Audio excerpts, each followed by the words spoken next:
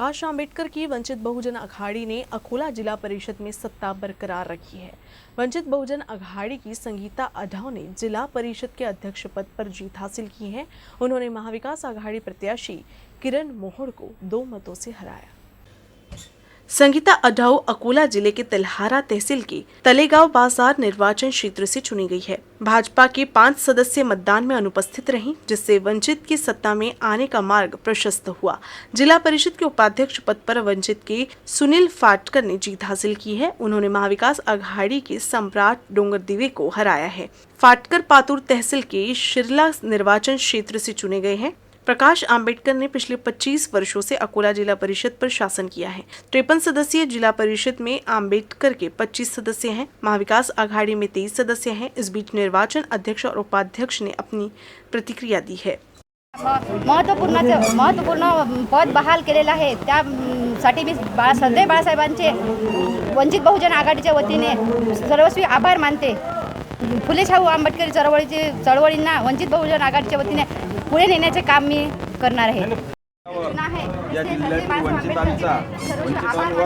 वंचितांसाठी झटण्याचा किंवा काम करण्याची मला संधी दिली, मी त्यांचे आभार मानतो आणि जिल्ह्यातील पाण्याच्या ज्या समस्या आहेत त्या पूर्णपणे सोडवण्याचे मी आपणास ग्वाही देतो।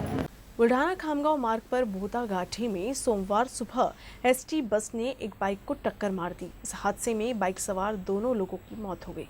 सोमवार की सुबह अमरावती जिले के मोर्शी से बुल्ढाना के लिए निकली एसटी बस ने खामगांव बुल्ढाना मार्ग पर बोथा घाट में एक बाइक को टक्कर मार दी। विपरीत दिशा से आ रही बाइक एसटी बस की टक्कर के बाद सड़क के किनारे गिर गई। इस हादसे में बाइक पर सवार दोनों लोगों को गंभीर चोट आई थी, जिनमें से बुल्ढाना निवासी गजानन शीलकी की घटनास्थल पर ही मौत हो गई, जबकि कोलवड निवासी प्रकाश जाधव को नजदीकी अस्पताल में पहुंचाया गया, लेकिन उसकी भी मौत हो गई। वैसे हादसे में बस में सवार किसी यात्री को ज्यादा चोट नहीं आई है। फिलहाल पुलिस मामले की जांच पड़ताल कर रही है। आगामी शैक्षणिक सत्र से जिन स्कूलों में विद्यार्थियों की संख्या 20 से कम है, उन्हें बंद करने का निर्णय लिया गया है। विद्यार्थियों की संख्या कम होने से इन स्कूलों को चलाने में आर्थिक बोझ बढ़ रहा है, इसीलिए ये निर्णय लिया गया है। इस निर्णय के अनुसार बुल्ढाना जिले में 128 जिला परिषद स्कूल, 4 नगर पालिका और 13 निजी स्कूल सहित कुल 145 स्कूल बंद हो जाएंगे।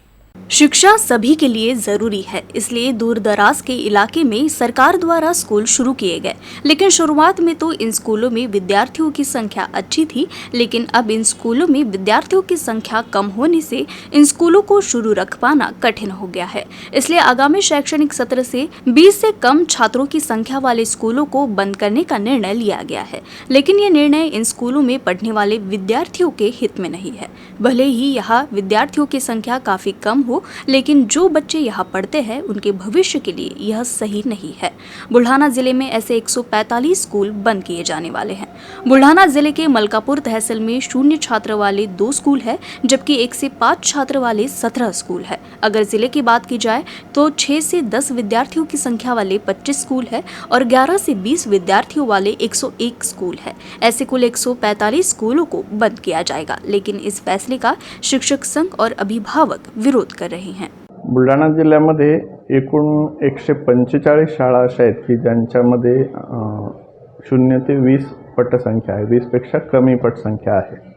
त्यापैकी जिल्हा परिषद व्यवस्थापनाच्या 128 शाळा आहेत, नगरपालिकेच्या 4 शाळा आहेत आणि 13 शाळा खाजगी व्यवस्थापनाच्या आहेत। शासनाच्या सूचनेनुसार या शाळांची माहिती आपण मागवलेली आहे आणि या शाळांवर किती शिक्षक कार्यरत आहेत या संदर्भातली माहिती आपण संकलित केलेली आहे। यानंतर त्या संदर्भात शासनाच्या काय सूचना प्राप्त होणार आहेत त्यानुसार पुढील कार्यवाही केली जाईल।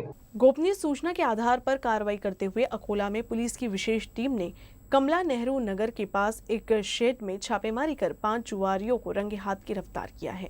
जुआरियों के पास से 1,42,000 रुपए का माल जब्त किया गया है। इस कार्रवाई में मोहम्मद इमरान शेख रसूल, मोहम्मद एजाज अब्दुल सत्तार, शेख जमील, शेख जमाल, शेख जहीर, शेख शब्बीर, अजहर जावेद, मोहम्मद जहीर को जुआ खेलते रंगे हाथों गिरफ्तार किया गया। इन जुआरियों के पास से 12,100 रुपए नगद, 4 मोबाइल फोन, 2 मोटर बाइक, इस प्रकार कुल 1,42,100 रुपए का माल जब्त किया गया। जुआरियों के खिलाफ महाराष्ट्र जुआ निषेध अधिनियम के तहत मामला दर्ज किया गया है। अकोला जिले में अतिवृष्टि से इस बार फसल को काफी नुकसान हुआ है। बारिश से बर्बाद हुई फसल का निरीक्षण करने के लिए अधिकारियों ने प्रभावित इलाके का दौरा किया। अकोला में अकोट तहसील में सबसे ज्यादा किसानों को नुकसान हुआ है। यहाँ के किसान सरकार और प्रशासन से मदद की गुहार लगा रहे हैं। बोर्डी समेत धारुल, रामापुर, कासोद, शिवपुर, सुकली, रहानापुर, उमरा, अकोलखेड़, अकोली जहांगीर, वस्तापुर, पोपटखेड़, मोहाड़ा, लाड़ेगांव, जीतापुर, पिंपरी, शाहपुर और आसपास के इलाकों में बारिश से फसल बर्बाद हो गई है। क्षेत्र में नमी के कारण इस क्षेत्र में मानसून पूर्व कपास बड़े पैमाने पर उगाया जाता है। खरीफ सीजन में लंबे समय तक मानसून के कारण कई लोगों को दोहरी बुआई का सामना करना पड़ा था, लेकिन बारिश ने लौटते वक्त भी बाकी बची हुई फसल को तबाह कर दिया है। जिला अधीक्षक कृषि अधिकारी आरिफ शाह, तहसीलदार नीलेश मड़के ने इस क्षेत्र का दौरा कर नुकसान का जायजा लिया। इस अवसर पर तहसील कृषि अधिकारी सुशांत शिंदे, कृषि सहायक बैरागी समेत भारतीय स्टेट बैंक अकोट के मैनेजर ने किसानों के खेतों का दौरा किया। 10 आणि 11 या 2 तारखेला अकोट तालुक्यामधील बोर्डी, उमरा, अकोलखेड, आंबोडा या 5-6 गावामध्ये अतिवृष्टी झालेली आहे आणि अतिवृष्टीमुळे अनेक घरामध्ये पाणी गेलेलं आहे। त्याचे पंचनामे आज तलाठी, ग्रामसेवक, कृषी सहाय्यक करीत आहे। त्याचप्रमाणे शेतीचं सुद्धा मोठ्या प्रमाणात नुकसान झालेलं आहे। या सर्वाचं पंचनामे करून मदतीसाठी एकत्रित अहवाल शासनाकडे पाठवण्यात येईल। मदत प्राप्त होताच हे आपदग्रस्तांनाही तात्काळ वाटप करण्यात येईल। बोर्डी गावामध्ये मागच्या 2 दिवसामध्ये जी अतिवृष्टी झाली आणि सर्व पिकांचं जे आहे ते मोठ्या प्रमाणात या ठिकाणी नुकसान झालेलं आहे। तर प्रशासनाच्या वतीने आपण या ठिकाणी नैसर्गिक आपत्तीच्या अंतर्गत पंचनामे करायला सुरुवात केलेली आहे आणि त्याचबरोबर या गावातील जे कोणी पीक विमा काढलेला असेल त्या शेतकऱ्यांनाही आपण आवाहन करतो की त्यांनी त्यांच्या इंटिमेशन जे आहे ते पीक विमा कंपनीला द्यावं, जेणेकरून त्याही ठिकाणी येऊन त्यांना मदत जी आहे ते होऊ शकत असेल आणि शासनाच्या मार्फत जी काही मदत शक्य असेल ते करण्याचा आमचा प्रयत्न असेल। शेगांव के एमएससीबी चौक के पास 2 दुकान में अचानक से आग लग गई। इस आग में दोनों में रखे लाखों का सामान जलकर बर्बाद हो गया। गनीमत रही कि इस आग में कोई हताहत नहीं हुआ। मिली जानकारी के अनुसार खामगांव रोड पर एमएससीबी चौक में लोहारा के वसीम पटेल की ऑयल पेंट कलर की दुकान और संदीप वीरो के कार के स्पेयर पार्ट्स गैरेज में शॉर्ट सर्किट से रविवार रात आग लग गई, जिससे पूरे परिसर में हड़कंप मच गया। आग की जानकारी मिलते ही शेगांव दमकल विभाग की गाड़ियां तुरंत मौके पर पहुंची और आग पर काबू पाया। गनीमत रही कि इस आग में कोई जीवित हानि नहीं हुई।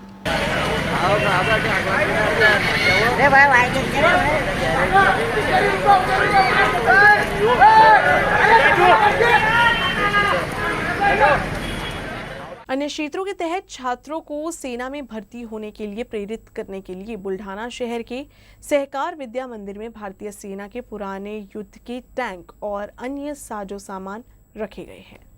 वास्तव में अधिकांश माता पिता और छात्र डॉक्टर या इंजीनियरिंग करना ही पसंद करते हैं, लेकिन विभिन्न क्षेत्रों के साथ ही छात्रों को सेना में शामिल होने के लिए प्रोत्साहित करने और प्रेरित करने के लिए 15 साल पहले सहकार विद्या मंदिर की ओर से तत्कालीन राष्ट्रपति प्रतिभा पाटिल से सेना में इस्तेमाल हुए टैंक के लिए अनुरोध किया गया था। इस मांग पर उन्हें सियाचिन में युद्ध में इस्तेमाल हुए सेना के टैंक को उपहार में दिया गया। इसके साथ ही नौसेना द्वारा एक एंकर भी उपहार में दिया गया था। थल सेना और नौसेना द्वारा दिए गए दोनों उपहारों को विद्यालय के प्रांगण में स्थापित किया गया है। साथ ही अब विद्यालय ने वायुसेना से एक लड़ाकू विमान की भी मांग की थी, जिसकी प्रक्रिया पूरी हो गई है और अब जल्द ही विद्यालय परिसर में वायुसेना का लड़ाकू विमान रखा जाएगा। इन तीनों प्रतीकों से ये तो तय है कि छात्रों को सेना में शामिल होने की प्रेरणा जरूर मिलेगी। अभ्यासाबरोबरच विद्यार्थ्यांचा सर्वांगीण विकास व्हावा यासाठी आपण खूप मोठ्या प्रमाणामध्ये शाळेमध्ये स्पोर्ट्सचं साहित्य आणि मैदान उपलब्ध करून दिलेले आहेत आणि एक आता महाराष्ट्रातलं सगळ्यात मोठं खाजगी शाळांमधलं आपण स्पोर्ट्स कॉम्प्लेक्स त्या ठिकाणी बांधतोय की ज्याचं जवळपास 12 कोटी रुपये त्याला खर्च येणार आहे। येणाऱ्या 2 वर्षांमध्ये ते पूर्ण होणार आहे। शाळेमध्ये एक 15 वर्षापूर्वी आम्ही नेव्हीला पत्र दिलं होतं की आम्हाला एक नेव्हीचा अँकर द्यावा म्हणून, ते नेव्हीने आम्हाला एक अँकर तो असा भेट दिलेला आहे, तो सुद्धा शाळेच्या गेटवर लावलेला आहे. त्यानंतर आम्ही त्यावेळेच्या महामहिम राष्ट्रपती प्रतिभाताई पाटील यांना एक पत्र आम्ही लिहिलं होतं की आमच्या शाळेमध्ये इतके विद्यार्थी आहेत तर आम्हाला एक रणगाडा भेट द्यावा. तर सियाचीन युद्धामध्ये ज्या रणगाड्यांनी काम केलं असा रणगाडा आमच्या शाळेला प्रतिभाताई पाटलांच्या सहीने आम्हाला तो मिळालेला आहे. मिलिटरी दिला आम्हाला तो. त्यातलं फक्त त्यांनी इंजिन काढून घेतलेलं आहे. तो चालू रणगाडा त्यांनी आम्हाला दिलेला आहे. तो रणगाडासुद्धा बघायला बरेच लोक येतात. त्यानंतर आम्ही एक विमान मागितलं. विमान मागण्याबाबत आम्हाला ते सर्व स्तरावरची कारवाई पूर्ण झालेली आहे आणि जवळपास मिलिटरीचं पत्र पण आलेलं आहे की आपण क्यूमध्ये आहात, जसा आमचा नंबर लागेल तसं आपल्याला एक विमानसुद्धा मिळेल. म्हणजे शाळेमध्ये तिन्ही दलांचं एक एक प्रतीक आमच्या शाळेमध्ये राहणार आहे आणि अशा प्रकारचे प्रतीक मला वाटते महाराष्ट्रात तरी कुठल्या शाळेमध्ये नसते. मध्य रेलवे ने अजनी पुणे अजनी हमसफर दिवाली उत्सव स्पेशल एक्सप्रेस मंगलवार 18 अक्टूबर से शुरू करने का निर्णय लिया है. दिवाली के मौके पर यात्रियों की बढ़ती भीड़ को देखते हुए मध्य रेलवे ने अजनी पुणे अजनी हमसफर दिवाली उत्सव स्पेशल एक्सप्रेस को 18 अक्टूबर से शुरू करने का निर्णय लिया है. यह विशेष ट्रेन 18 अक्टूबर से 29 नवंबर की अवधि के दौरान 7 बार अप डाउन करेगी. इस ट्रेन का अकोला रेलवे स्टेशन पर स्टॉपेज देने से अकोला के यात्रियों को सुविधा होगी. अकोला जिला न्यायालय और तहसील न्यायालयों में 12 नवंबर को राष्ट्रीय लोक अदालत आयोजित की जाएगी. जिला न्यायालय और तहसील न्यायालय में आयोजित होने वाले लोक अदालत में लाभ लेने का अनुरोध किया गया है. राष्ट्रीय लोक अदालत का आयोजन राष्ट्रीय विधि सेवा प्राधिकरण नई दिल्ली और महाराष्ट्र राज्य विधि सेवा प्राधिकरण मुंबई द्वारा संयुक्त रूप से किया जा रहा है. 12 नवंबर को लोक अदालत में भूमि अधिग्रहण, वैवाहिक दावे, मोटर दुर्घटना दावे, दीवानी और फौजदारी दावों का निपटारा होगा. ये इस वर्ष की तीसरी लोक अदालत है और जिला विधि सेवा प्राधिकरण के सचिव योगेश पैठनकर ने नागरिकों से अपील की है कि वे इस लोक अदालत में अपने लंबित अदालती मामलों को रखकर इसका लाभ उठाएं.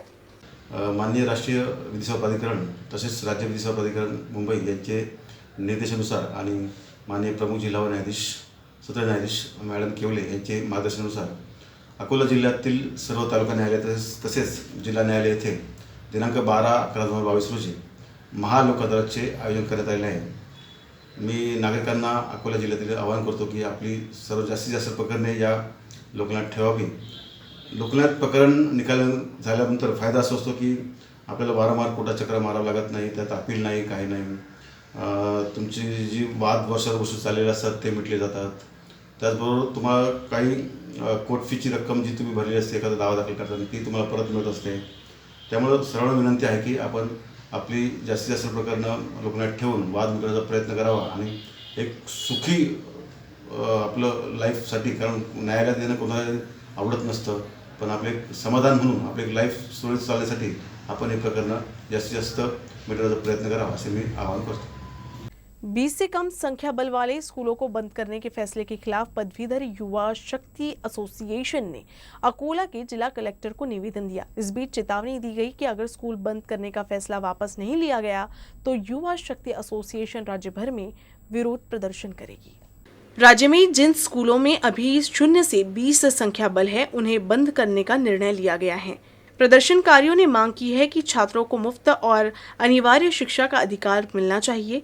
किसी को भी शिक्षा से वंचित नहीं रखने का आदर्श विकसित किया जाना चाहिए. इसके लिए पदवीधर युवा शक्ति एसोसिएशन के अध्यक्ष शरद झांबले ने बताया कि प्रदेश भर में इस निर्णय के खिलाफ आंदोलन चलाया जाएगा. राज्यात सध्या शासनाने जो निर्णय घेतला आहे की 20 पटसंख्येच्या आतील शाळा बंद करण्याचा जो निर्णय घेतला आहे तो अतिशय चुकीचा आहे.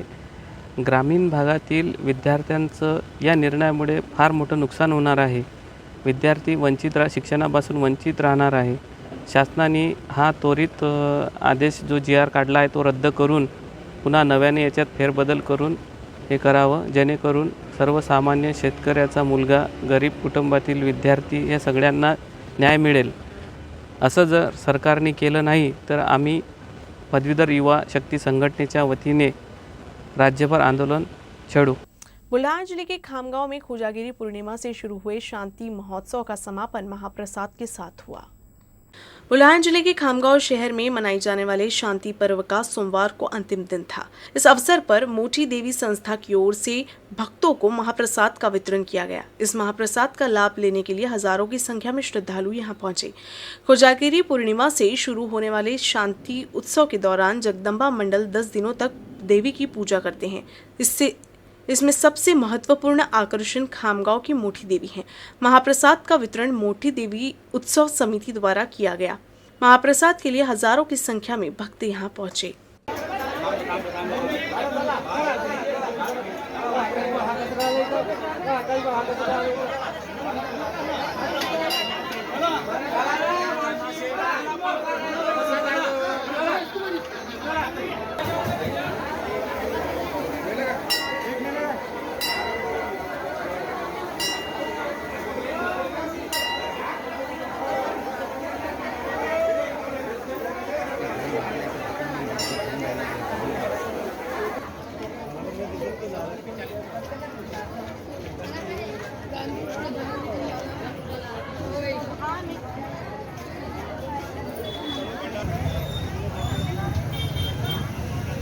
मई 2023 में अकोला में अंतर्राष्ट्रीय ख्याति प्राप्त कथा प्रवचनकार पंडित प्रदीप मिश्रा सीहोर वाले द्वारा शिव महापुराण कथा का आयोजन किया गया है।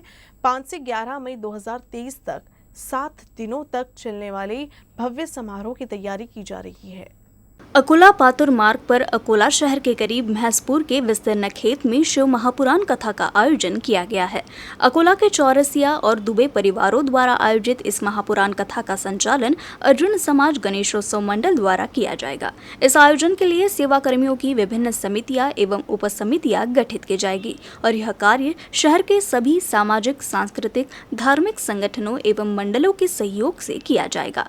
संवाददाता सम्मेलन में आयोजक शांति कुमार चौरसिया, नीलेश चौरसिया, संदीप चौरसिया, रूपेश चौरसिया, पंकज चौरसिया, विजय दुबे और अर्जुन समाज मंडल के पदाधिकारी व कार्यकर्ता मौजूद रहे।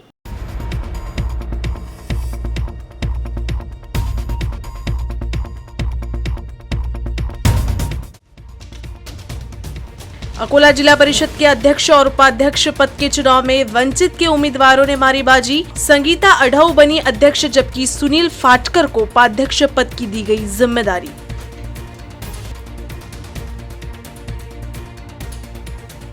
बुलढाना खामगांव मार्ग पर एसटी बस ने बाइक को मारी टक्कर। हादसे में बाइक सवार 2 लोगों की मौत।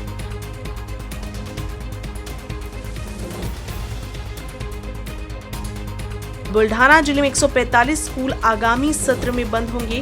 20 से कम छात्रों वाले स्कूलों को बंद करने का निर्णय।